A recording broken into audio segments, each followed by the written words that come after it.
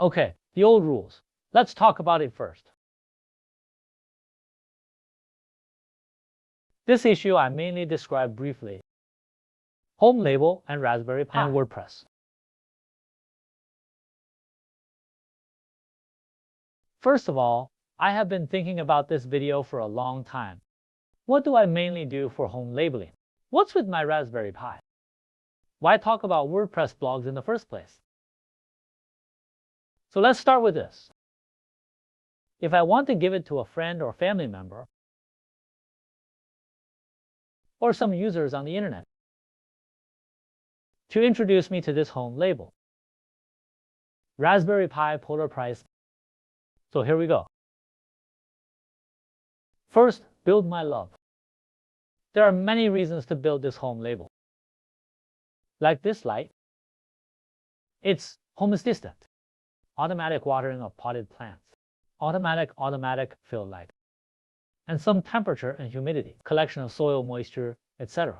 That includes hydroponics, or grow vegetables and flowers, or something like that. I mean, that's a personal interest. You grow these as only a hobby. For example, he can provide a small amount of some fruit, vegetable. If you have your own land, the manor or the yard. You don't need it. Like me, I don't have my own yard. So let's rule out the smart home system first. Because of what? One, people with yards don't need them. And secondly, I'm in favor. He can bring me some automated money-making strategies. Even if you raise 10 pots of this dish, 20 pots, 100 pots, it's just for you, interested in yourself, and self-sufficient for one's own use. But he can't help you make money. Instead, he will need to go to you to buy flower pots. Some of the cost of excavation, light, water. It's a cost-consuming hobby, including this thermometer.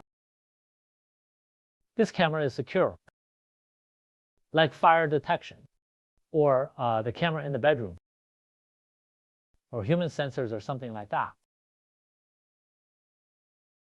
I can buy these commercial products for short-term use. It's mature enough. I don't need to spend time, energy to use your own product. So in a way, the concept of smart home furniture should be abandoned first. So if I say to my relatives and friends, or for users, I'm more in favor of the purpose for which they deployed it. The first is to make money. The second is entertainment. But the same, for example, if you have a Windows system, there's tons of software out there, or video software. You can just watch TV shows on Netflix. You can also play games on Steam. You can also listen to music. You can also read novels. But we don't have to use this complicated home level. The home level is mainly that everyone has a different direction. For example, some people play smart home. Some people play NAS for network disk storage. He wants to I'm not saying don't do these two. I'm listing them all as pending. Or put it at the back and touch it slowly. What I want to do is say this unmanned live broadcast. Then a blog can also be said to be a web. It can also be said to be a tool station. We refer to it collectively as a website. Okay. As I said before, cloud as a service provider. I have been blogging for 5 years. We have blogs that rank very high, and blogs that got Google ads were killed. I don't have a backup of my data, and when I found out, my ranking is gone. So this thing, I'm determined to build this Raspberry Pi HomeLab, not WordPress. And I'm thinking now, that is to say, if I want my YouTube revenue to increase tenfold, after I have selected the content direction I studied long videos, in the case of short videos and live broadcasts. I find that for people like me, I'm not suitable for using forks on Facebook, ins or Reddit. some other third-party social media platforms. He's not on my radar. Instead, I prefer my own personal snail. Plus, I blog when I want to write pictures and text. When I want to record a video, I also record it. If the content of the video is not clear enough, I will supplement it with articles. If the content of the article is not specific enough, then I will supplement it with a video. And video is YouTube. Articles are graphics. On the contrary, I can also do some book editing. Then the processing of the tool sheet. For example, in my last video, I talked about remove RREMBG, remove background image, a project to keep portraits. I want to package it as an API, as an outsourcing tool station. Then it has been deployed on my digital media account. Follow the inside. Just this. As long as this tool or the content of the blog is useful enough, that's one of the values of it. I can promote the commission on my website, to promote my Google ad, to sell my VIP service, selling my ebooks and courses and stuff like that. So let's talk briefly now. As a newcomer, you must understand, why would you use a Raspberry Pi to build a HomeLab? For me, it is to deploy a WordPress blog or tool station, or a Weibo or something like that. By the way, or the role of HomeSense smart home. Then you must first understand, why did I choose a Raspberry Pi? How much does a Raspberry Pi cost? Then build a home label. What does it need? Is the basic content suitable for the unskilled? Or rather, you need to learn something.